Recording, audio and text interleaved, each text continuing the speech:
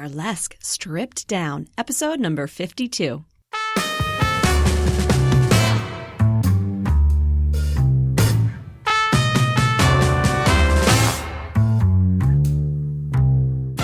Welcome back once again, my friends. This is Velvet Eau Claire, as always, your guide through all of the secrets, saucy secrets, sexy secrets, and of course, the less than sexy secrets of us, the ladies, gents, and non-binary folk behind the tassels. We are continuing on through the season 0 sex here on Burlesque Stripped Down. We have so much great stuff going on. This was all kind of kicked off by a trip that I went on to Atlanta to visit the Sex Down South conference, which was a phenomenal conference. If you have not listened to my recap of that, definitely head over to burlesquestrippeddown.com/sexdownsouth, and you can listen to that recap episode where I talk about all the different sessions I went to and all of the great takeaways that I had. It was really a mind-blowing weekend. And we are still kind of working through some of the different issues. I've decided that this season is just kind of going on as long as I feel that there is stuff to talk about. This has been my kind of passion lately, is talking about sexuality and all of the kind of nuances that go along with it, particularly where it intersects with art and with burlesque and all of the things that we do, especially burlesque in particular, because obviously it is a very sexual art form typically. But I think there's a lot more nuances than are typically discussed, right? So that's kind of what we're doing here on the Season 0 Sex on Burlesque Stripped Down. And today I have an interview with Tyomi Morgan, who is also known as the Glamazon.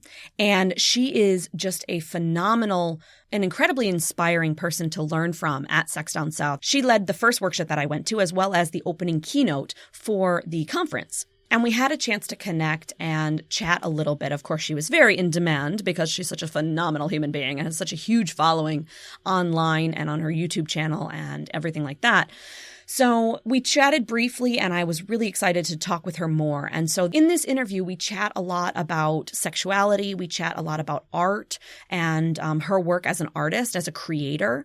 And then we, of course, get into some of the nitty-gritties because she is very similar to me in the fact that she is a social media nerd. She loves learning about stuff like that and working with that. So we chat a little bit about some of the best practices, about things like branding, which, as you may know, I'm very, very into. I did an episode last year about creating a personal brand.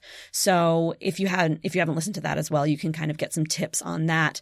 But she and I kind of get into some of these real details, and we have some great takeaways, some really actionable advice, as well as talking about some of the kind of internal things, these self-care practices, and, where sexuality kind of intertwines with all of this. So before I get more into telling you a little bit more about Tyomi herself, let me just remind you, if you are loving the show, there are a couple ways that you can help support the show. The first one is to become a patron of Burlesque Stripped Down. I do have a Patreon page, and you can reach that by going to burlesquestrippeddown.com/support. And there you'll be able to become a patron. You can donate anywhere from $1 per month all the way up to $20 or $25 per month and get a variety of different perks depending on the level. But at least with $1 per month, you'll get access to an exclusive patron-only feed that I have basically been putting up a lot of pictures and exclusive photo sets that you can't see anywhere else. I've been teasing them on Instagram a little bit, but I've been giving full images over on Patreon.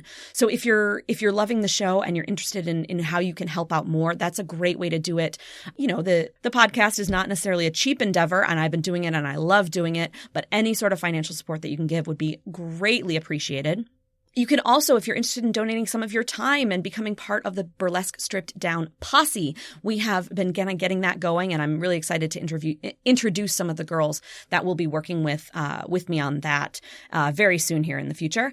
And so you can do that as well if you'd like to help out, either with, some time. In particular, I'm looking for someone to help me with editing, someone to help with, some of the kind of more mundane things like listening back to old episodes and pulling out quotes and things like that, as well as people to serve as more ambassadors who are kind of getting the word out and plugging on social media, as well as in local places around your community. So if you are interested in helping out, you don't have to make a commitment right now. I would love to just kind of start the conversation. So you can go to burlesquestrippeddown.com/join the posse. And there's a little form there so I can get to know you a little bit better. And then we can jump on like Skype or even just a phone call and chat. I would love for anybody all around the world. It does not have to be here in America. anyone who is interested in becoming part of this and creating this movement, because that's what I really do see us doing in 2017 and into the future, is kind of creating this burlesque strip down movement. And putting it out in full force. So if that interests you, that would be phenomenal to hear from you. You can also simply share one of these episodes. It's a very easy thing to do. I try to have very easy, social share buttons on all the websites. If you're listening on the website or if you're listening in your podcast player, there's usually a share button as well. So definitely just, pick out 2-3 friends who might like this, whether they're burlesque performers, they're burlesque enthusiasts, or again, in this season of Sex, we're not just focusing on burlesque. So if they're interested in sexuality and exploring, things like consent or sexual trauma, or even, branding and social media and how that deals, especially in a sexual, when your content is more sexually focused, right? Tyomi and I talk about that a little bit in this episode about, some of the rules on Facebook and Instagram on what you can and can't post. So definitely just share these episodes, share the website with anyone, and, let them know what's out there. And we just want to kind of get in front of more ears. Speaking of which, the last thing you can do is head over into iTunes and leave a rating and review over there, because the more ratings we have, the more reviews we have, the higher up in the search rankings we will be, and the more people will be able to find us and listen and love it and help us create this community. So any one or more of those 4 things, supporting financially over on Patreon, becoming part of the posse, sharing with your friends, and or leaving an iTunes rating and review would be immensely helpful, and I thank you in advance so much for that. So let's go on to talk about Tyomi a little bit. Passionate, innovative, and ambitious are just a few words to describe the model-turned-sexpert Tyomi Morgan. Hailing from Chicago, Illinois, Tyomi began her career as a model working for local designers, musical artists, and national brands, and eventually landed a contending spot on America's Next Top Model. The opportunity was short-lived, but after leaving the show, she decided to use her influence for good. Possessing a love for all things sensual and recognizing a lack of modern-day edge in presenting sex education, the Glamazon, as she's commonly known, decided to create her own sex education blog. And that is how Glamoratica101.com was born in September of 2011. Over the course of the last 5 years, Tyomi has launched a YouTube channel that reaches lovers worldwide, bringing in 1.4 million views monthly, and she's appeared on several radio shows and podcasts. She's also been featured as a favorite sexpert on Comedy Central's popular sketch comedy show Tosh.0, and her blog has been referred to as a go-to source for sex positioning and sex advice for women of color by activist and writer Feminista Jones. She currently serves as the resident sexpert and contributing writer for Ebony.com and Ebony Magazine, a contributing writer for BlackDoctor.org, and is currently a host on PlayBoyRadio.com with her own podcast, Glamazon Tyomi's Sex Academy. Tyomi she has a lot of stuff going on, and we chat a little bit about this, about all these things on her plate and how she has time really for all of it. But as you'll hear, she has a lot of really, really great knowledge and great things to share, and does so in a very, very approachable way. So without further ado, let me go ahead and give you my interview with the Glamazon herself, Tyomi Morgan.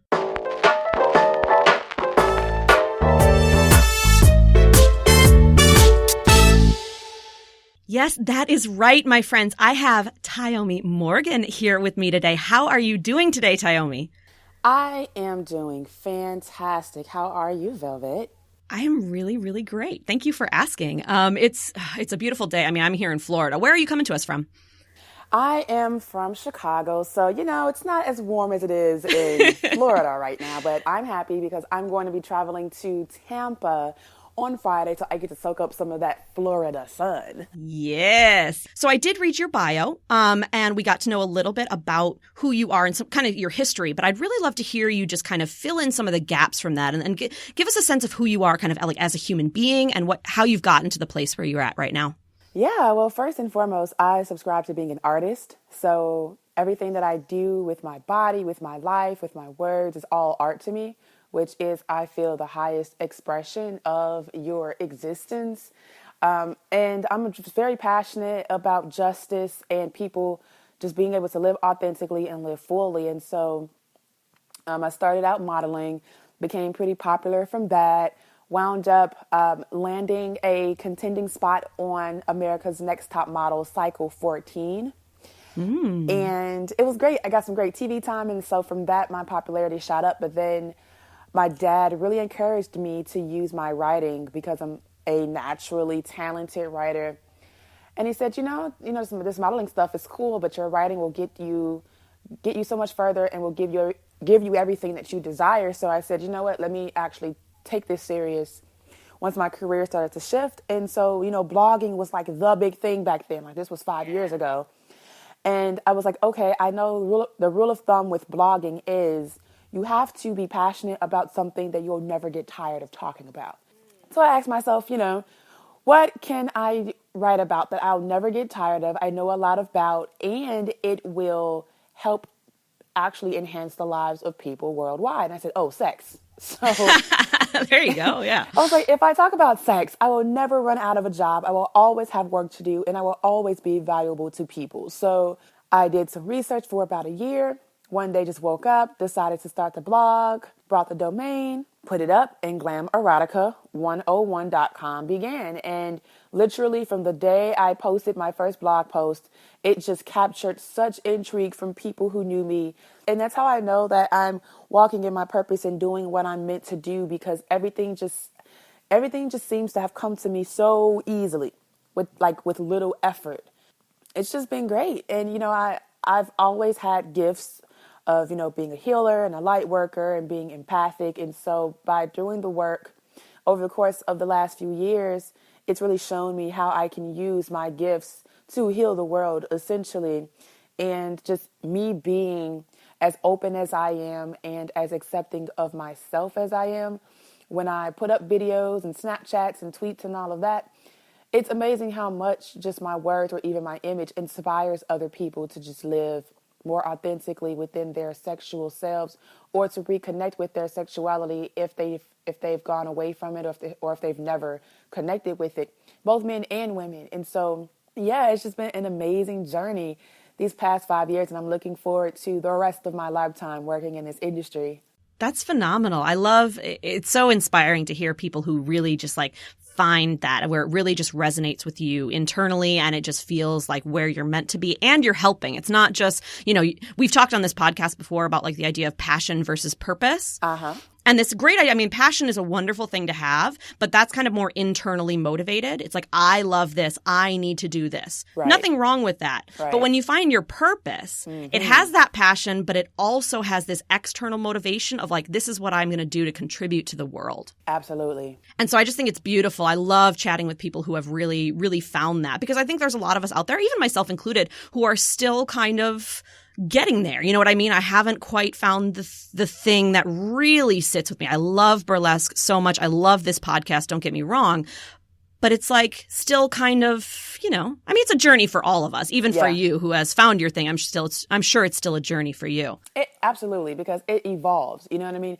As I evolve and I learn more and I deepen my spirituality and I deepen my knowledge, the things that I want to do and how I want to give to the world changes. And so I just flow with it. I flow with the natural progression of life, and I don't fight against it. And so when new ideas come to me, or, different ideas of how I can teach and get the information out come to me, I just say, all right, let's explore this, instead of being so, boxed in to just one way. And the beautiful thing about what I've done is I've pretty much created my own lane. I set a very clear intention when I started about how I wanted to do what I'm doing. Because when I was doing my research, I did not see a young woman of color speaking about sex in a way that was entertaining, but also educational and relatable. So instead of me complaining about not having someone to look up to, I said, well, I can be that. I can be the solution. There was a quote from Gandhi that said, I think, be the change that you seek in the world. And so if you truly want something to change, instead of complaining about it, be that source of change. So it's funny because there are a lot of young women who are in the field of sexuality, and they're doing big things, and they have, movements of their own. But the one thing that I do is I don't compare myself to anybody else, because we're all doing the work and we're all doing it in our own way. And we all have audiences that we are reaching because our voice resonates with them. And I always tell people there's no competition in this. we all work for the common goal, which is enlightenment. And if that's not what you're about, then maybe this work is not for you, because it's not about competition. It's not about one person being better than the next. It's about each of us teaching in a way where we can eventually change the world. Yeah, snaps to that. Absolutely. And that was actually one of my big, for anybody who doesn't know, actually met Tyomi first at Sex Down South, which I have been talking about a lot here on the podcast. I did a whole recap episode, and then I've brought on a few other guests from that conference, and I will be bringing on a few more. And that was one of I had several big takeaways from your opening keynote presentation, but that was one of the big ones. I loved that so much. There's no competition here. And I think that's something that we can take, for those of us who are burlesque performers, as well as in the sexuality field, as well as kind of like in life in general. We so often put in competition where there really is none, or jealousy or comparing or all of these things where really there's space enough for all of us, especially with the massiveness of the internet these days. But even in the real world, even in the day-to-day life, there is space enough for all of us, right? Absolutely. I know you probably don't have a typical week or a typical month, but what kind of things because it's one thing to know that you're a sex educator and you have your blog, you have your YouTube channel, you speak at events. But what kind of things like fill up the everyday? What does your schedule kind of usually look like? My schedule is all over the place from day to day. Like, I really need to get on a better schedule. My sister's always telling me, if you get more organized, you can be even more efficient. I'm like, yeah. But typically, it's filled with meditation and working out, because fitness is a very major part of my life, and I choose to lead by example, so I have to get that in. And then it's anywhere from managing the several social media platforms that I have and my blog and website, and then also putting in some work on writing. Like, I'm working on a book right now. I write for ebony.com, and so I have to make time to, put in my work to submit to the website, and just planning parts of my tour, planning new classes, thinking about curriculum, and then working on several other aspects of my business that are currently in development. So it's like every day I kind of touch on every little piece of what I do. But social media definitely consumes a lot of my time, because that's where I interact with the public. I consider all of my social media platforms to be a community or a network, and I'm very vocal with the people who follow me. So when I'm not on social media, they miss me and they feel like something's wrong. Like, I just came back from a weekend retreat in Atlanta that was all about sacred sexuality, which was amazing. And so I chose to check out. I chose not to be on my phone. I didn't want to document anything. I didn't want to take pictures, because for me, that experience was very sacred, and it was all about my spiritual development. So I didn't want the world to share in that with me. And so yes, yeah, absolutely. When I got back on social media, everyone was like, oh my God, yay, she's back. I'm like, oh, you guys miss me. That's so cute. But I have to check out sometimes, guys. I can't be on every day. So it's true. It's overwhelming at that point. I mean, that's a great kind of segue too. I wanted to talk as well, because during your opening keynote, you talked a lot at Sex on South. You talked a lot about, this idea of social media. And I kind of, there was a little bit of like branding and things in there. And that's something that we've talked about here on the podcast as well, because I think as performing artists, as burlesque performers and performing artists of other types, sometimes we forget, we so badly want to focus on our art that we forget that we have to brand ourselves, and we have to approach these things as a business as well, if we want to grow in that way. If we don't, and we're perfectly happy, just doing the occasional show here and there, that's great too. But if we want to grow and do more and approach it that way, then we really have to take it a little bit more seriously. So do you have any kind of either tips for us, or just telling about your own story as far as how you came into a brand and kind of that journey, and then those social media aspects? Absolutely. I've grown up with the internet. I remember MS-DOS, and then the inception of the internet, getting AOL.com as a CD-ROM in your mail. Right. You've got mail, right? The first social media. And I was hooked. As soon as I entered my first chat room, I was hooked, because I realized wow, you can talk to people from all over the world. And so I literally still have friends who we became pen pals on some of the earlier versions of social media when I was 16, 17. And so from there, I told myself, I said, you know what? I want to run a business from the internet. Like, I want to use the internet to make money so that I never have to leave my home. And so I set that intention very early. And so that's why most of the work that I do is through the internet.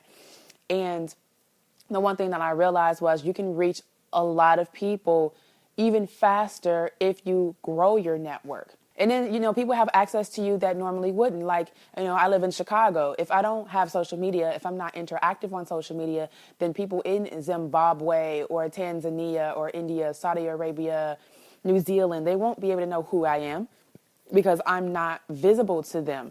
But because I have a YouTube channel and because I have Snapchat and Twitter and Instagram and Tumblr and Facebook, and I'm SEO friendly, like you can search my name and it pops up.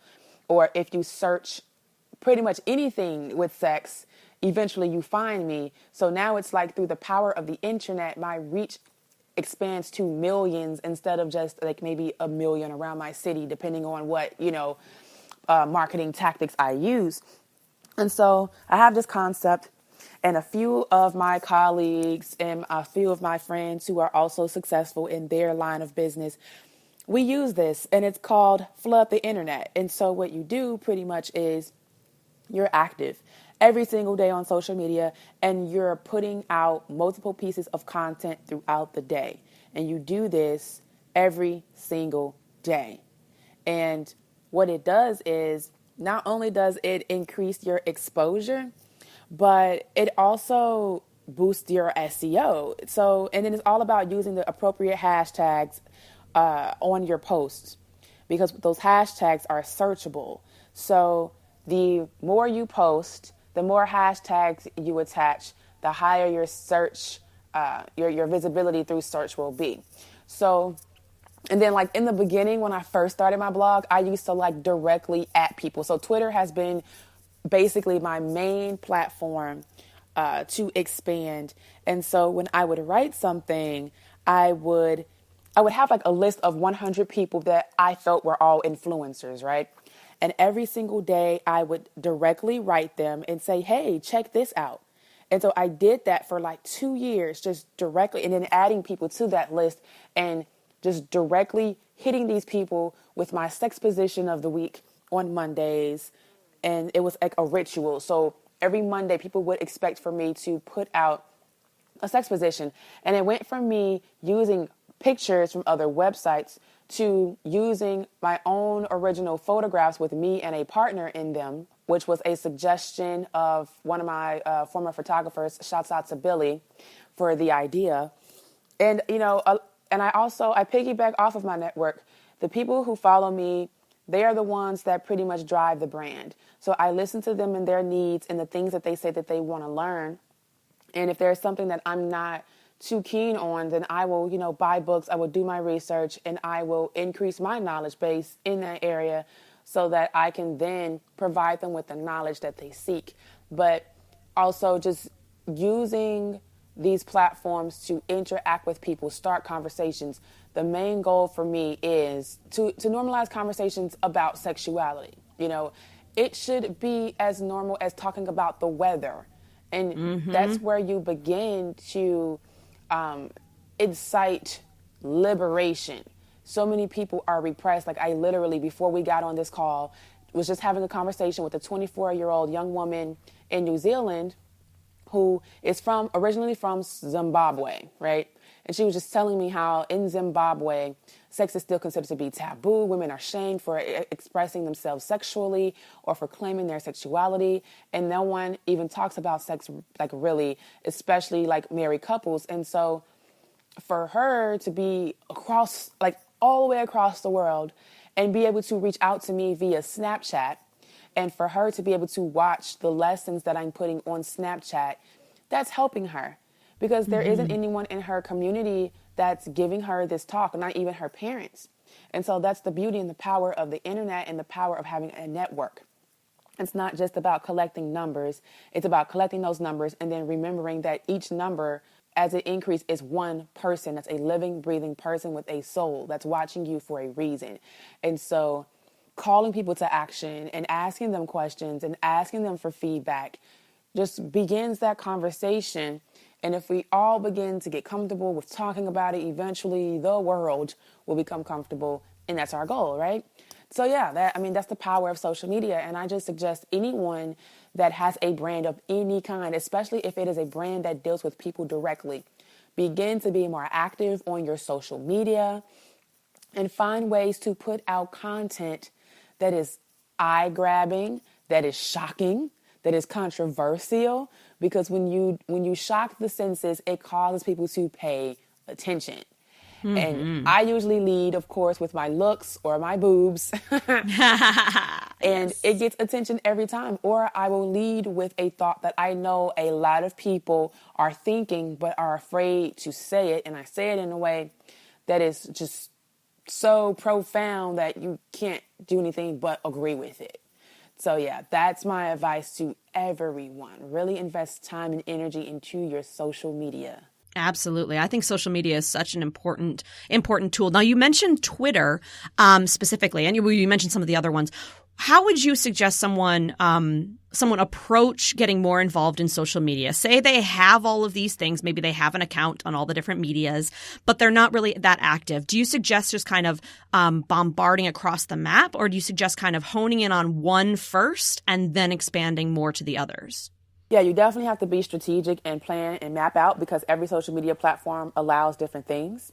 Mm-hmm. So when you're working in sexuality, there's already like the censorship of what we do. But Twitter is very sex positive. So that's why I play on Twitter, and I interact with Twitter predominantly, and now Snapchat, because there's some leeway there. So I would say first, examine what it is that you're doing. You know, what is your brand? What is your purpose? And what is the theme? What is the feel? So if it's more adult, then you don't necessarily want to start flooding Facebook, because Facebook will definitely block you. So will Instagram. There are things that you can do on Facebook and Instagram to get away with certain things, more so Instagram than Facebook. But I would say Twitter, if you have a Twitter or a Tumblr or even a Snapchat, those are 3 platforms that you can begin with that are sex positive, that if you want to be a little more risque or racy with what you do, it's allowed. And so sitting down and putting together a schedule, or putting together the types of messaging and the types of like tweets that you'll put out is a major key. First of all, with Twitter, it's microblogging. So you have 140 characters, and now they changed it to where if you add a picture, it's not going to reduce how many characters you have. I saw that. That's awesome. Mm-hmm. Freaking awesome, because it has been statistically proven that posts that have pictures attached to them perform better than just plain text. And then it's video content. Video content is actually outperforming written content like crazy. So you have to ask yourself, okay, what am I going to be tweeting? How am I going to tweet it? What do I want to say? Because it's microblogging, it's basic and it's live, you know what I mean? It's like a live feed that just continues. So it's a continual conversation. So basically on Twitter, that would be the place where you would just put up your thoughts. You will spark conversations with people, and you can draw people in by attaching photos. You can advertise, but there are four different types of posts. Like there's a post that draws people or calls people to action. So it calls them to do something. Then there's one that raises a question, and raising that question will begin a conversation. And then, of course, you have posts that advertises whatever you have going on. If you want them to buy a product or do a show, or come to a show or whatever, there's that. And then there is something that baits them, that leads them to something that you want them to pay attention to, whether it's your website or a newsletter or whatever. So if you just start with those 4 basic types of posts, you already can produce a lot of content. And then just kind of set days where you'll say, okay, you know what? On Tuesday, for instance, I do Titty Tuesdays. Hashtag Titty Tuesdays. Every Tuesday, I show love to my breasts and just breasts in general. And then I give education on how to care for them properly or how to pleasure them. And so on Tuesdays, most of my conversation is about breasts, And so you can create different themed days where it'll make it easier on you to know what to talk about. Because sometimes I'll sit on Twitter all right, I want to have a conversation today, but what am I going to talk about? And so I'll sit for 5 minutes, and I'll either throw a few fillers out there on Twitter and see what people want to talk about, or I'll just kind of like peruse down my timeline and see what hashtags are trending or what people are talking about, and then I will join the conversation. And that's a tip too. Joining in on hashtags and the trending topics online will give you so much visibility, because people who are actively tweeting or actively posting or talking about those topics will then go search the hashtag and they'll find you and they'll find your words. And so I always suggest people do that. But yeah, just pretty much like programming the things you want to post about, the things you want to talk about for every platform, and then finding ways to utilize that platform to do it. Twitter is more so microblogging. Snapchat is all video and audio, so you can have a lot of fun with that, making little short videos that disappear within 24 hours. Tumblr is a blog, but it's a very sex positive blog. But it's interesting because I've put up some of my videos from YouTube on Tumblr where they're fully clothed and they've been taken down, and Tumblr will say, "We do not allow sexually explicit content." I'm like, what do you mean? What? Yes, they do. I'm like, everybody goes to Tumblr to look at porn. What are you talking about? What? Have you been on the Lady Cheeky? Come on, El Chase. She got like the best one ever. Exactly. That's crazy. I'm just like, whatever. But yeah, so it's like, once you know the platform, it's great. And then you know how to navigate it. And like I recently just learned with Instagram, you can show titties as long as you don't show areola or nipple. Oh, so if you blur them out or you cover them, it's no problem. And like you can definitely show booty, because I have a photo where I'm like basically lying on a chaise. That's not a chaise. It's like an ottoman. And I'm completely naked and my ass is to the camera. And it hasn't been flagged or taken down or whatever. And I'm like, okay, so I'm starting to learn like what you can and cannot post up on Instagram. Right. So if you are going to be a little more racy and like show boobs and stuff, you just have to, blur out areola. Like, I mean, you cannot even have a corner, a small swivel of your areola showing. It has to be covered. And it's cool because they do allow educators, like sex educators, to put up like, pictures or like, maps of genitalia. And so that's not flagged. But of course, you can't go showing a real heaven forbid penis on boobs and penises. Like, it's crazy. Right, exactly. So it's just knowing the platforms and knowing what you can and cannot place up. Facebook is definitely the church. And extremely hypocritical, because I see all types of violence and abuse, especially sexual abuse. It's ridiculous. That float around Facebook, but I try to put up something to enlighten and to encourage sexually, and it's banned. You know what I mean? So. Yep. I know a lot of burlesque performers deal with that as well. Not necessarily quite as educational, but just in our expression and in things like that. Facebook has been a pain in the ass for a lot of that. It has, and I feel like it's getting worse. I know, instead of getting better. I used to be able to put up my sex positions, and I swear to God, because like I'm clothed. I am clothed in these sex positions. And the last time I tried to put up a post, it was snatched down. And I'm like, are you serious? Right. Yeah. I recently did a Facebook ad set when I launched this season of Sex here on the podcast, and I did a Facebook ad series, and it was actually approved, which shocked me because I was not expecting it. But it was a very tame image. It was just of like legs, and then it said season of Sex. Like, well, I think I did S like asterisk X, so it was like that. But I was just surprised that it was even approved at all. I thought they would immediately take that down. But I haven't tried to do a second one, so I'm sure Facebook is tough, but they can do whatever they want because they have all of the users, like they're huge. They're the megalith, Exactly. And it's just irritating because I'm like, you guys have all of this this influence, and yet you're still censoring those who are working on enlightening. And it's just, I don't even really interact on Facebook as much as I used to, but as my brand begins to shift into more like lifestyle things within sexuality,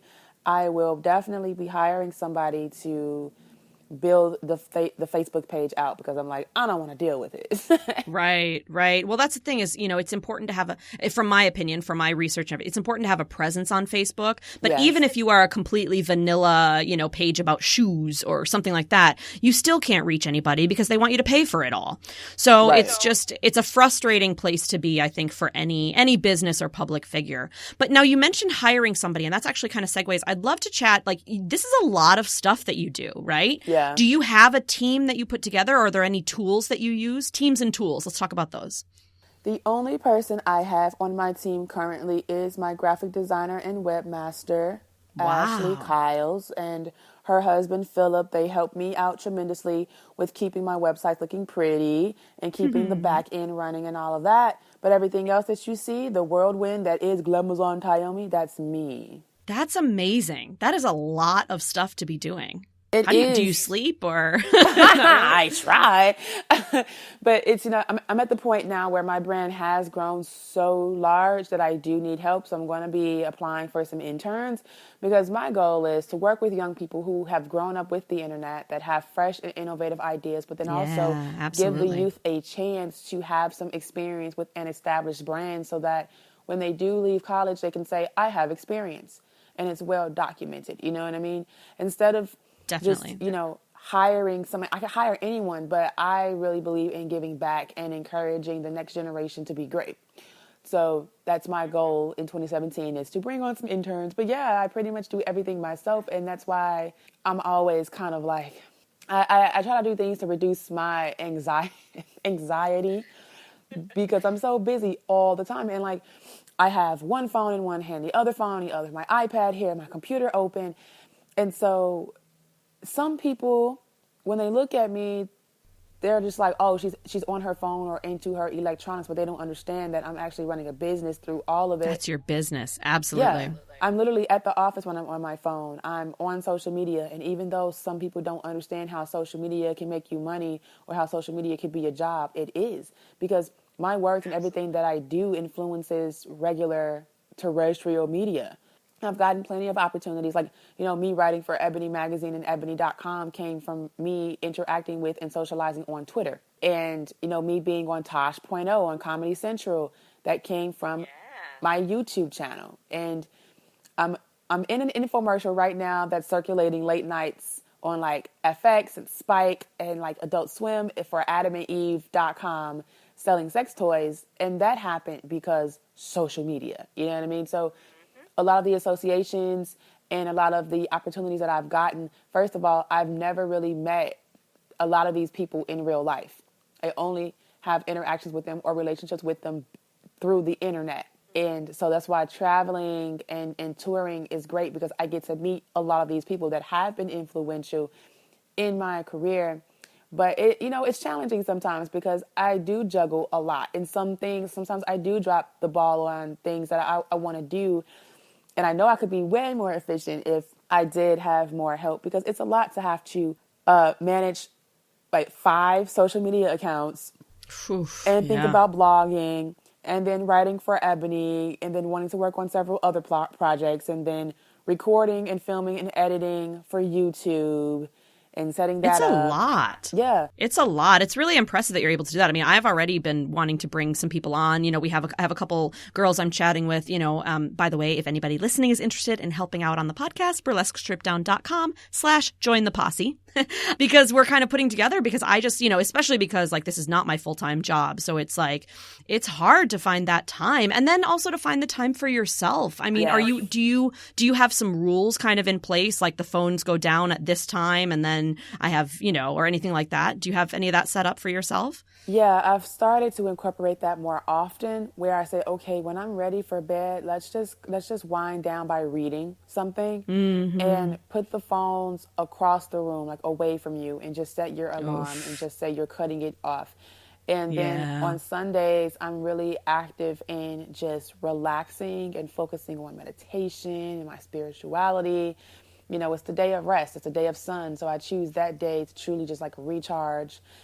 But yeah, next year I definitely have to be really strict about making time for me. And typically every day though, I use the hours of like from when I wake up until noon for me. So if I want to, you know, if I want to get on Periscope or something like that, you know, I'll use that time for that. But most of the time, between like 9 and noon, it's workout time, it's TV time, it's reading time, it's stretching time, meditation time. And I was given that advice from a nutritionist that I was working with a few years ago. And she said, you know, you have to make time for yourself. So, you know, consecrate that time for you. And then just really, really focus on getting yourself grounded before you know, start your day, because you already know how it is, like dealing with all these electronics and stuff in the digital space. It's draining. Yeah. Oh, it sure is. Draining. So self-care is really important, especially in the work that I do, like being a healer and a light worker and just giving so much of my time and energy to people. Because again, I am interacting with people every single day via the internet. Absolutely. Absolutely. Yeah, you have to really take that time. And I love that you've, you know, kind of carved out that time for yourself, you know, whether it is at the beginning of the day or for other people, maybe at the end of the day, or a little bit of both as well. I think that's so, so important. And it's something that I, you know, I've chatted on the show here before. You know, it's hard to find exactly what works for you. Me personally, I am not a morning person, but I've made peace with the fact that it's okay if my day doesn't start until like 11 o'clock. I mean, not when I'm working my regular job, because sometimes they need me there earlier, but when I'm doing, you know, my work for myself, it's okay if I, you know, because I listen to some of these podcasts, for example, the 5 a.m. Miracle and other, you know, really like entrepreneurial minded podcasts where they're like, yeah, I get up at 5:30 in the morning. And I'm like, no. Because they're, you know, then they're up at 5:30 and they're productive by 9 o'clock. And I'm like, okay, that's great for you, but that doesn't work for me. Exactly. So really just, you know, kind of listen to yourself, being authentic with yourself and finding the time that works best for you, right? Absolutely. Because, you know, I'm really not a morning person either. Like, I found myself regretting it. I said, shit, why did I even agree to 9 a.m.? I was like, I know. Because I was actually up last night with a friend, just helping her do like some cord cutting and some cleansing. And it just turned into a thing where we were up till like 3 a.m, you know, getting this stuff done and saging and all of this. And I was like, because I just never know how my night's going to go. But I said, you know what? If I get a good solid 5 hours, I'll be okay. And then I can take a nap after my third interview and I'll be fine. Well, we really appreciate it. You sound very perky. I don't know. I don't know. 5 hours of sleep is a little, you know, as I get older, I'm like, I need more and more sleep. I get a little grumpy and my voice gets a little like, I'm high on life. Like when I wake up and the sun is like super shining through my window, I'm like, good morning. That's fabulous. I love that. Yeah, I think self-care is just such an important thing. And I think for me, sleep is a huge part of that. And I think it is for a lot of people. And, you know, it's just, I challenge people all the time. I say, you know, are you working efficiently or are you just working hard? Like, yes, work smarter, not faster, or not harder. Not harder. There we go. It's like, for me, I know I get aggy when I'm sleepy. You know, I get extremely irritated and I start snapping on people. So when I find myself doing that online, like being a little sassy, I'm like, all right, I'm shutting it down. I'm going to sleep because I don't want to be hurtful to anybody. I don't want to, you know, hurt anyone's feelings. But some of these people, they do overstep their boundaries and I have to put them in their place with love. And, you got to do it. Sleep is vital, especially when you are in like a self-help profession. When you are in a profession where you're working with people, your energy has to be in a solid place. And so I value my sleep. Like, and you can ask anybody that knows me personally or has had any interactions with me. I can fall asleep very quickly. I get into a meditative state quite easily. And car rides definitely put me to sleep. And so I can be having a full-blown conversation with you just like this. And then if I take a moment of silence, I'm gone. Somebody said I need to get checked for narcolepsy. I'm like, nah, I don't think it's like that bad. Borderline, maybe. Right. I'm like, if it gets worse, then maybe I'll get checked out. But right now, I just feel like I have control over it. But that's just a part of me, like, giving myself permission to check out. Because in the past, I didn't do that. And I used to feel so anxious and, like, kind of guilty for just not being on all the time. And I had to break away from that because I knew it wasn't healthy. And I actually broke away from that this year. I went camping for the first time. I went to a festival called Something Fresh Fest in Moreland, Georgia. And it was an extremely transformative experience. And for 3 days, I just disconnected and I was connected with nature. Like, even if I wanted to get on my phone, there was no signal where we were. And that was my first time sleeping under the stars. And I tan all the time, but this was my first time, like, sunbathing my yoni. And that's awesome. I did it was a sweat lodge we did. I mean, it was such an amazing experience. And when I came back to the real world and, got back to my electronics and phone and stuff, I was like, you know what? I did not miss any of this, honestly. I didn't miss it. And that was my first time doing a sweat lodge. It's cool. I've never done one before. It sounds interesting. It is. And it was just like, first of all, there were like maybe close to 25 to 30 of us in this small space. And they erected the sweat lodge out of branches from the trees that were there. And they just put these big blankets over, and they made a hole in the middle where they put the rocks, they put the coals, and then they light the coals, and then they bring in water and they pour them over the coals, and it just creates like this steam. And I don't know what type of herbs they used or whatever, but there was some type of mixture on these coals that kind of activated some things in us. And it went into rounds, like it was round 1 through 5. I think I exited after round 4 because it got really intense. Like, I was sitting on the back wall of the lodge in like this yoga position. And so I had to get into a meditative state because I was cramped. I was cramped up. Yeah. And, but it was amazing though. Just the feeling that I had when I left out of that, it was just such a freeing feeling because I allowed myself to meditate and just let anything and everything that I was feeling that was negative and didn't belong flow out of me through breath into the steam. And there would be times when they would lift up the door of the lodge, which was basically lifting up a blanket and just letting out all that steam. And so as the steam went out, we just imagined that, anything that was negative that would be breathed, the steam was leaving out and exiting. And then once all the steam was gone, we would do another round. So it was just amazing. And I can't wait to do another one and, see how it affects me now, considering I've done a lot of, spiritual work since then. But yeah, you should definitely try it. That's beautiful. Yeah, I'd really love to try that now. Now I'm going to add that to my bucket list. It sounds really interesting. You have to add it to your bucket list. Done and done. I got to start writing these things down, though. I'm going to forget them all. But yes. Now, you mentioned at the beginning, one thing I really loved is that you consider yourself an artist, right? Everything that you do with your body, all of this expression. Yes. What do you consider one of your biggest struggles right now as an artist, as an artistic being? Putting out as much as I want to put out. Realistically. Time in the day, yeah. Yep, because literally my image goes viral like every other week. And usually it's my selfies, Yeah. It's so funny to me because I'm like, I literally took this with my iPad or my iPhone and you guys think this is spectacular, which I embrace and I feel blessed for that. But so I kind of picked up a new hobby, which is iPhone and iPad photography. Ooh, cool. And so people always say, that's a selfie? How were you able to do that? I'm like, magic. But yeah, it's just, I wish I would like to have, and I am manifesting more help in being able to put out more images and memes and videos and all of that. Because again, I want to flood the internet.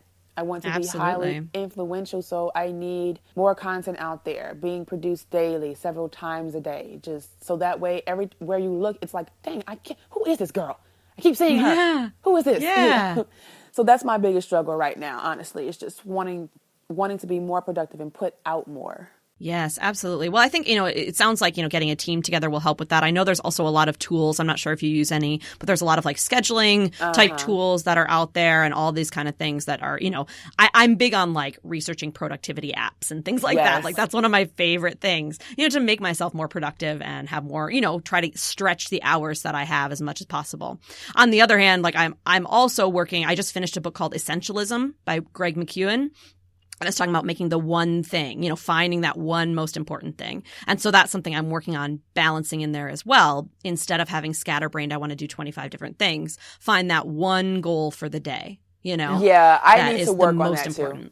It's hard. I recommend the book if you have a chance. If you said you like to do some reading at night. It's a very good book. I didn't necessarily like take all of it, but I picked out the parts that really resonated with me. Yeah, I'll check it out because I love reading. I just got this book from a friend in London called The Path, and he gifted it to me. And ever since reading this book, it has changed so much in my consciousness and just how I approach life on a daily basis. And it's all about following the way, whichever way you decide to go. But he goes through the different Chinese trains of thought when it comes to spirituality. So from the Laozi to the Tao to Confucius, and just all these different, methods or trains of thought. And it shifted my consciousness. And he said that it would. And I was just like, wow, this is amazing. So I'm almost done with that. And I would suggest anyone get that book. I mean, I'm really, really invested in and interested in,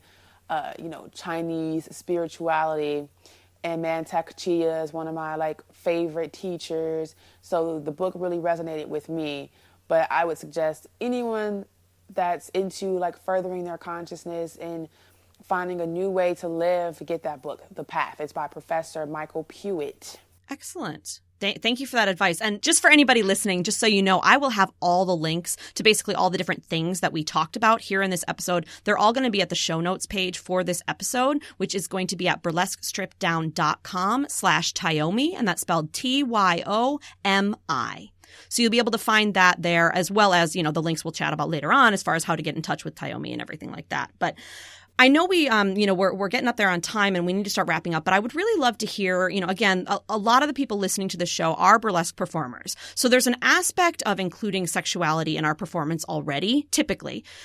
But I'd love to hear if you have any, quick tips and advice for really kind of bridging that gap between personal sexuality and kind of bringing that to the stage, or vice versa, kind of finding that bridge between being a personal sexual being and being an artistic sexual being. So the advice that I have for that is it's all about incorporating acting and then being able to compartmentalize. When you are a performer, this is a chance for you to put on a persona. So this person doesn't even necessarily have to be the person you are in your everyday, just a regular life. The person that you transform into when you are on the stage can be somebody that's completely different. So if you're not necessarily as expressive in your sexuality personally or within the bedroom, if you're more submissive, then maybe when you play out as your persona, you can be a little more dominant, which will actually allow you the space to be able to express the side of you that you don't get to express regularly. So you can use your art as a way to create balance within your sex life. And so it's all about, I think that creating those personas and being able to compartmentalize and say, I do this type of thing over here, but then over here, I do this thing. It helps because then you can tap in. You can tap in and know when you're performing and when you're, expressing artistically. And then when it's time for you to, get busy in your real life, okay, this is who I am traditionally. And then you can even bring that performance over into the bedroom sometimes if you choose to, But I just think that kind of sitting down with yourself and really examining how you are sexually in your everyday life, and then discovering what do you feel comfortable with displaying on stage, and then what would you like to express that you don't currently express in your sexuality in every day.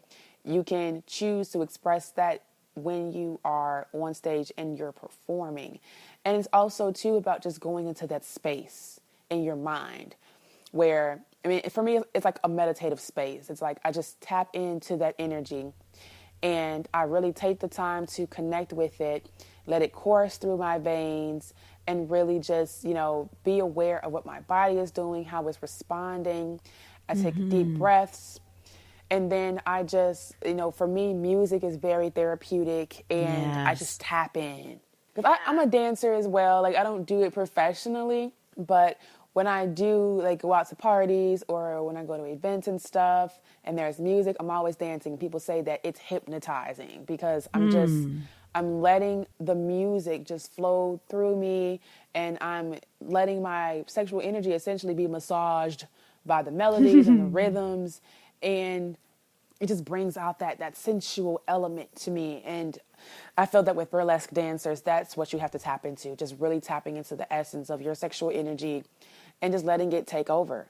and letting that persona shine and just leaving that person that that you are on an everyday basis, leaving her not behind completely, but just leaving her backstage until you're ready to get back. Like, I'll come back for you later. Right. Like, you stay right here. We are going on stage. Yeah, I love that. I think that's so beautiful. Like, there's so many, and I've talked with a lot of different performers. We all have kind of different like pre-show kind of rituals that like kind of get us into that headspace. And me, I've experimented with a lot of different things. I think many of us have. I love the idea of like meditation. For me, I really like to, well, it depends. Actually, it depends on the number that I'm doing. I have one, my Evil Queen number, where I have to get into this really like kind of like dark and like mysterious space. But then I've got like my Despicable Me number, where I just really need to laugh and just be silly because I'm just being crazy on stage, And so it depends on the number for me. But I often like to listen to some hip hop music and kind of get myself, get some pumped up that way. And then, of course, I believe it was Holly Rebel. She likes to masturbate every time, like not right before she goes on stage, but at some point in that afternoon, kind of gets her into that, that space. Nice. Almost for every show. I'm like, that's a great way too, So it's kind of finding that works for you, that to get you into that, like you said, that headspace. Absolutely. And for me, it's just very easy to go there. And that's something that I think a lot of women admire about me, because at the retreat that I was at, so many women just came up to me and were like, how are you able to do that? How are you able to just like tap into your sensuality and just be so comfortable expressing it? And I'm like, well, first of all, I like to think all the world's a stage, Yes, and yes. Everyone's always watching. So I'm like, well, if you're going to be watching me, I may as well give you a show. But also it's a very personal thing though with me, where it's a personal relationship with myself and my sexual energy, and then also divinity. Because when I dance, I feel that I'm showing honor to the other, I feel like I'm showing honor to the Most High. And so when I move my body and I'm working with the music and I'm putting this energy out, it's like pretty much a form of praise for me. So it's easy for me to get into that space and be comfortable with incorporating my sensuality, because it's all one and the same. Realistically, we all come from that same energy, and everything comes from that same energy. And I just tap in. And so for me, it's like, why not be unashamed to show praise, to show gratitude through movement, and let my sexual energy rise up. I just feel extremely comfortable in my sexual energy. And it's taken years to get there, but it's been years of dedicated and very intentional focus on that, and doing things to help awaken that and become more comfortable in that. Absolutely. I was going to say, it's not like you just woke up one morning and could suddenly get into that space, right? You take that time, you work on it. Yeah. I wish, lots of practice. Lots of practice. I wish I could just wake up and be like, oh, I'm enlightened, Like, no. Right. Oh, goodness. Wouldn't that be great? It takes work. It does. It does indeed. Well, awesome. I really love all the stuff that we've delved into, and I really, literally, I say this in almost all of my interviews, but I've just been so blessed and so lucky to have such amazing people to talk to, because I feel like we could have talked for hours, because I just really love this. But I want to make sure that, we get you off. I know you got 2 more interviews today, and I know everybody listening probably has a lot of things to do, and they're just like hanging on to the bitter end because they love you so much. So let's go ahead and transition into, I have 2 sections that I always do at the very end, because of course we get into some really deep, heavy things, talking about enlightenment and all of these things. And now I like to go a little lighter and go a little bit more superficial. This first section is called Pick Your Poison. And what I have is basically 11 different questions that are really just like getting to know you on a, human being, like just really superficial kind of a level. Mm-hmm. We're not going to do all 11, of course. What I'll do is have you just pick any number 1 through 11 to get us going. Okay. I want to say 9. Number 9. Ooh, I like this one. So if you were stranded on a desert island, what 3 things would you want to have with you? Let's see. I definitely would like to have a trunk of my favorite books. A trunk of, I like the way you work around that, because it's technically one item. Exactly, it is. It's a trunk of books. And then I would also like to have a trunk filled with essential oils and herbs. I love that stuff. It's medicine. So, and then some type of music source, honestly. Like, and I would like to have a music source that never dies, like a lithium battery that's just infinite. Right. Yeah. Yeah, and I would be happy. Like, I would stay there and not even complain. Right. It would not be bad, man, to have just books and music and essential oils. That Yes. doesn't sound like too bad a life, does it? It doesn't. Like, that's paradise. Right. And our last little fun section is called This or That. So what I have is a series of kind of either or questions. This is kind of our quick fire round. Okay. So I'll just give you two options and you choose whichever one you prefer. Okay. And every time I always say, you can interpret these in any way you like. Okay. Okay. All right. So are you ready? Ready. All right, let's do it. Starbucks or Dunkin' Donuts? Starbucks. City or country? Ooh, man, I'm a little biased because I'm from Chicago, so I'm going to say city. You gotta do. Movies or TV shows? Oh, man, really? Yeah, you gotta choose. Dang, does Netflix count? TV shows. Absolutely. What do you watch more on there? Do you watch movies or TV shows more? I know. See, I'm going to push it. Original series on Netflix, so I guess TV. There you go. They're pretty good, right? They pretty are. good. They're awesome. Now, I don't know if you're familiar with a lot of burlesque performers, but Dita Von Teese or Dirty Martini? Damn, really? Yeah. I have to go with Dita. They're both wonderful, of course. We love are. them both. But Dita, she's so classic. Oh, she is. Oh, my God. I love anything that's classic. Like, she gives me so much life. I know. I agree. Love it. Now, how about a dirty martini or a pint of beer? A dirty martini, for sure. There you go. Day or night? Night. How about Harry Potter or Star Wars? Star Wars. Yeah, that's my girl. Top or bottom? Ooh, top. I always joke, we could be talking about bunk beds. You know, right. You never know. I'm top for everything. Put me on top. Yeah. That's right, girl. How about mountains or ocean? Ocean. Classic or neo-burlesque? Classic. Peanut butter or jelly? Oh, really? Peanut butter. They're best together, but peanut butter, good. Comedy or tragedy? Comedy. Marvel or DC? Come on. Really? I know. Okay. These are the tough questions, I'm telling you. DC. DC. Sleep or sex? Sleep. I mean, sex. She's like, what are you talking about? Have we met? Do you know me at all? Sex and then sleep. And then some sleep. There you go. And the ever important last one, heels or bare feet? Heels. Yeah. Duh. They're awesome. From the Glamazon herself. Absolutely. Yes. All right. Well, let's go ahead and wrap this up. What do you have going on right now that you are the most excited about? I'm excited about touring. I started this year touring domestically in the United States, and I took my classes overseas. And so I'm excited to be going into round 2 of touring, in 2017, taking my classes to even more places across the pond. That's amazing. I have a class in Tampa coming up soon. I have some classes in LA, in New York, in DC. So I'm just super excited about traveling and meeting those who follow me and even meeting new people who don't even know who I am, but they've been drawn to my event for whatever reason. So that's the most exciting thing I have going on right now. Fantastic. That must be so much fun. I'd love to get to a point. I love to travel, so it'd be great to be able to do that, part of your job and everything, and meet all these people that you've seen on the internet or that you've interacted with. That's so awesome. Absolutely. And it is very rewarding. And then to meet people from different cultures, especially when they speak different languages, it's mind-blowing and definitely very humbling. Definitely. Well, definitely let me know, too, if you go to Paris, because I lived there for a while and I have some contacts there that might be interested in any classes that you have or anything as well. I went to Paris over this before the fall, like at the end of summer, I went to Paris and back in September. Oh, man. And it was so amazing, but I plan on going back next year, so I will definitely need those contacts. Yeah, just keep us in touch. I mean, my burlesque troupe over there does, they do like classes and cocktails where they bring in visiting teachers, mostly in the burlesque field, but I could even talk to them and see if they're interested in bringing in, like a sexpert such as yourself. Oh, that would be amazing, and I would love to take some burlesque classes. Like, I love dance and striptease, and I just think that it's perfect for me, honestly. Yeah, definitely. Well, if anybody listening or yourself, it's burlesquemoulin.fr. FR.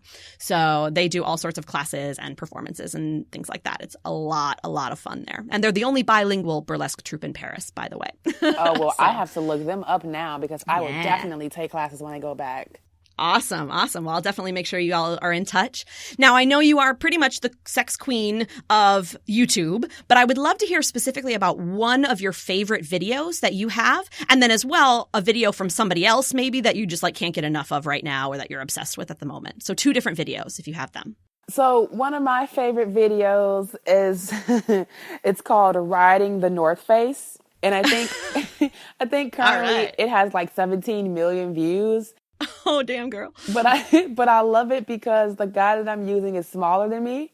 And I'm riding his face. So when I get on top of him, it's like his entire face is buried between my thighs. And I think it gives like all the little guys in the world hope. They're like, oh, yes, if she's straddling him, she can straddle me too. Or a woman like her. That's awesome. So, and my favorite video right now, I can't say that I have one, honestly. Okay. Because I haven't really had a chance to like peruse the internet and watch. Well, understandable. You're so busy with all your own stuff. Like, yeah. Let's be real. And then usually when I do watch things, it's like tutorials. So I do have this one person I absolutely love. He makes wigs, and I'm a wig maker too. And I just love like, playing with my hair and my look. His name is Malibu Barbie, and he is so fierce. And awesome. He just makes it so easy to like, his tutorials are extremely easy to follow. And so he's just been giving me so much inspiration and encouragement to further my wig making. Well, that's really cool because I know there's a lot of, me personally, I just, buy cheap wigs and try to wear them. But I know there's a lot of, a lot of other burlesque performers that do a lot of, kind of wig work. So for, once again, everybody, all of these links as well as these, I'll embed these 2 videos as well. So I'll put Malibu Barbie's video as well as Riding the North Face right in there. And that'll be at burlesquestripdown.com/Tyomi, Tyomi. And you'll also be able to find all the links to keep up with Tyomi, which are, why don't you go ahead and tell us, what are the best ways? You're clearly on every single social media ever. Yes. But what's the best handles, the best ways to keep up with you, get in touch with you if we want to learn more? Yeah, so you guys can follow me on Twitter. That's at Glamazon Tyomi. You can also reach out to me via Snapchat. That's at Glamazon Tyomi. Facebook is facebook.com/Planet Glamazonia. And you can find me on Instagram at the Glamazon Tyomi because they deleted my first page. And you can also check me out on Periscope. I do live broadcasts there. We have over 37,000 people right now. And that's at Glamazon Tyomi. So basically, if you get confused, just Google Glamazon Tyomi and everything will pop up. You will be able to find me. I guarantee it. So whichever of your favorite social medias, she's there. I am there. Yes, I am. Awesome. Do you have a kind of webpage home base as well, or do you just pretty much use these guys? Yeah, I do. So you can check out my blog site, glamerotica101.com for sex advice. And if you want to reach out to me personally, you can send me a message through my website. That's sexperttyomi.com. Beautiful. Beautiful. Like I said, all those links, if you didn't quite memorize them or you're driving or anything, you can just go to burlesquestripdown.com/Tyomi and you'll be able to find everything all there in one place, as well as some more information about her bio and everything like that. So Tyomi, oh my goodness, I wish we had more time and I wish we could just chat on forever and ever and ever, but I have to share you with your other interviewers as well, yes. Unfortunately. None of us want to share you. You're too fabulous. So. I love it though. Thank you so much for coming on. Is there anything that you wanted to share with the audience, with my Burlesque Strip Down team, with everybody who listens? Yeah, I just want to encourage everybody to be a better version of themselves, be the best version of yourself every single day, and live authentically and fully. I love it. Such good advice. We talk a lot about authenticity. Everybody knows that's one of my biggest things. So I love that advice. Thank you again so much for coming on. Thank you for having me, Velvet. And there you have it. Lots of great advice, particularly a lot of the good, social media. She really is a social media presence. So she is a great person to listen to as far as how to just dominate on the interwebs. And as she says, basically putting content out there is just that huge thing. So if you're interested in building your brand, even just as a burlesque performer, you may not think that online branding is all that important, but it absolutely is. If you have an online presence, your appeal to producers, to festivals, and to just the shows in general, getting people in the seats is going to increase tenfold. Plus, it's really fun. It's a fun thing to do to connect with people online. So if you haven't been taking that seriously so far, I highly recommend that you head back and listen to my episode on creating a personal brand, and maybe even listen to this episode again and take some notes on Tyomi's advice, because there really is a lot that you can do to enhance what you have online. And the great thing is with our phones, we can do a lot of it. If you're on the metro, if you're, well, not necessarily if you're driving. We're not going to avoid that. But if you're waiting in line at the grocery store, you can just, put a few posts up and just start to kind of slowly and organically build your followings on your various social media networks. And if you're interested in hearing more, I've actually been considering doing a social media best practices kind of webinar leading into maybe some branding challenges and things like that. So if that's something that interests you, just send me a quick email, leave me a voicemail on the website, or even a tweet or anything, just to kind of let me know that there's some interest out there, because I've been kind of gauging interest and I haven't heard a lot back yet. So if you're interested in learning more about that, you can reach me at velvet@burlesquestripdown.com. I'm on Twitter at Velvet Eau Claire, Instagram at Velvet Eau Claire, and Facebook is Burlesque Stripped Down. So any one of those ways is a great method to kind of reach me and just let me know of your interest and what specifically you'd like to learn more about. So thank you again, Tyomi, for coming on the show, taking time. I know she had a very busy schedule. She had two other interviews, 3 total that day that we recorded. So I really appreciate her taking that time to get to know us and to bring some of her wisdom to our ears. And thank you to all of you for listening. As always, I so appreciate you pressing play today. It's always such a pleasure to chat with you and to hear from you and all of that. If you'd like to support the show, you can do that at burlesquestripdown.com/support. If you'd like to join, burlesquestripdown.com/join the posse. And if you'd like to learn more about Tyomi, burlesquestripdown.com/Tyomi, Tyomi. Thank you again, everybody. I hope that you are having a fantastic last few weeks of 2016. I am personally ready to say good riddance to 2016. It can't be gone soon enough. 2017 is bound to be better, right? Hopefully. God, my fingers are crossed. So I hope that you have a fantastic holiday season, whatever you celebrate, wherever you celebrate, with whomever you celebrate. I hope you love it. And it's all about, spending time with the people that we love the most and doing the things that bring us joy. So I hope that you are doing that. And I hope that you all, in this special holiday time, you still manage to, stay sexy.